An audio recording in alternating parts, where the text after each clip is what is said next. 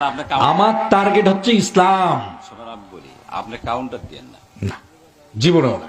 ঠিক আছে, আপনি জানেন যে হুজুরের বয়স কম, হুজুর ওয়াজ করবে, হুজুরের ত্রুটিপূর্ণ কথা হইতে পারে, কথা বলছেন না, ওইভাবে বলার দরকার নেই। হাজার হাজার লোককে চালাই ভাই, বলার কোনো দরকার নেই। আপনি আমাকে বলতে পারেন ছোট, তুমি তোমার সমস্যা আছে, তথ্য থাকে কোন জায়গাতে গন্ডগোল হচ্ছে, তাহলে সব তথ্যই আছে, আমরা সব জানি। আপনি মুনাজাত করেন, জি ওকে ঠিক আছে, বক্তব্য হয়ে গেছে, আর মুনাজাত আপনার সাথে দুই কথা বলার দরকার নেই।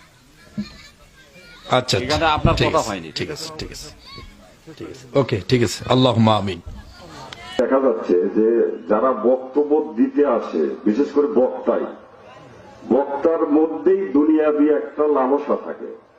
আমি বিভিন্ন জায়গায় দেখছি আর কি, লালসাটা হচ্ছে এইরকম যে আকার ইঙ্গিতে একটা বিষয় বোঝানোর চেষ্টা করা হচ্ছে। এই জানি হুজুররা যদি সারা জীবন বক্তব্য দেয় যে পরহেজগার লোক, ইমানদার লোক, নামাজি লোক, তাদেরকে সমাজে নেতা বানাতে হবে, তাদেরকে নির্বাচিত করতে হবে, হলো নির্বাচিত হওয়ার পরে ওখানে কি আল্লাহর আইন দ্বারা তারা দেশ পরিচালিত করতে পারবে?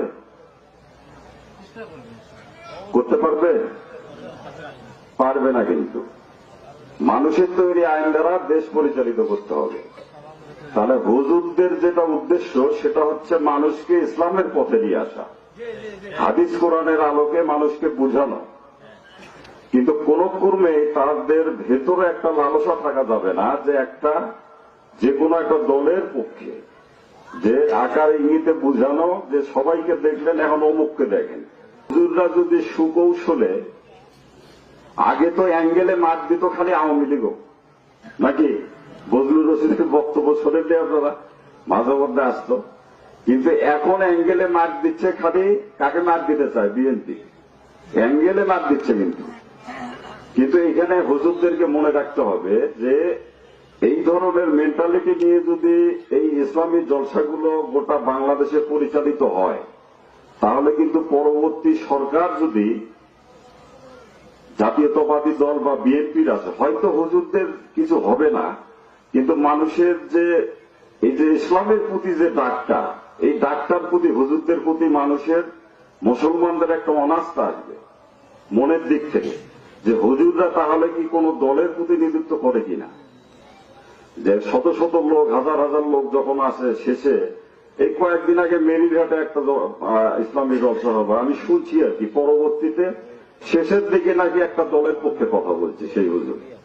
তো যদি এইরকম হয়, তাহলে সাধারণ মানুষের সামনে ইসলামের কথা বলে, হাদিস কোরআনের আলোকে বক্তব্য দিয়ে দুনিয়াবি স্বার্থ হাসিলের যে অপচেষ্টা, এই অপচেষ্টায় কিন্তু বাংলাদেশের সাধারণ মানুষ, সাধারণ মুসলমানরা কিন্তু ফাঁদে পা দেবে না, দেবে না। কিন্তু বিগত সময় কিন্তু অহেতুক আওয়ামী লীগের লোকজন হুজুরদেরকে এইভাবে বক্তব্য দিতে দেয়নি, অথবা বলে দিয়েছে এইভাবে বক্তব্য দিতে হবে।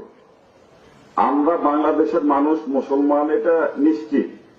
কিন্তু তারপরে যদি হুজুর বলে যে আপনারা মুসলমান, ইমানদার, পরহেজগার লোককে ভোট দেবেন, হাত তুলে ওয়াদা করেন, এই হুজুরের এই কথাটা বলা কি ঠিক হবে? ভোট তো যে যার পছন্দের প্রার্থী দিতে পারে, সবাই তো ভোট করে নাকি, যাকে ভালো লাগবে তাকে ভোট দেবে। কিন্তু হুজুর এই যে ওয়াদা করে নেওয়া, যে ইমানদার লোককে ভোট দিতে হবে, এই কথাটার মধ্যে তার একটা স্বার্থ আছে, এই কথাটার মধ্যেই তার হচ্ছে একটা দলের প্রতি দুর্বলতা আছে। হুজুর আপনি যে কথাটা বললেন, এটা বুঝে দেন, এটা কেন বললেন? কারণ ভোট তো সবাই করতে পারে, ভোট সবাই করবে, যার যার প্রার্থী যাক ভালো লাগবে তাকে ভোট দেবে। কিন্তু আপনি বলতেছেন যে মুসলমান, ইমানদার, পরহেজগার ব্যক্তি থেকে ভোট দেবেন। সবাই তো মুসলমান, সবাই তো 5 ওয়াক্ত নামাজ পড়ার চেষ্টা করে, ইসলামের মধ্যে তো সবাই আছে। তাহলে এই কথাটা, যেখানে 95% মানুষ বাংলাদেশের মুসলমান, সেই জমিনে, সেই মাটিতে এই ধরনের কথা বলে আপনারা কি বুঝাতে চান?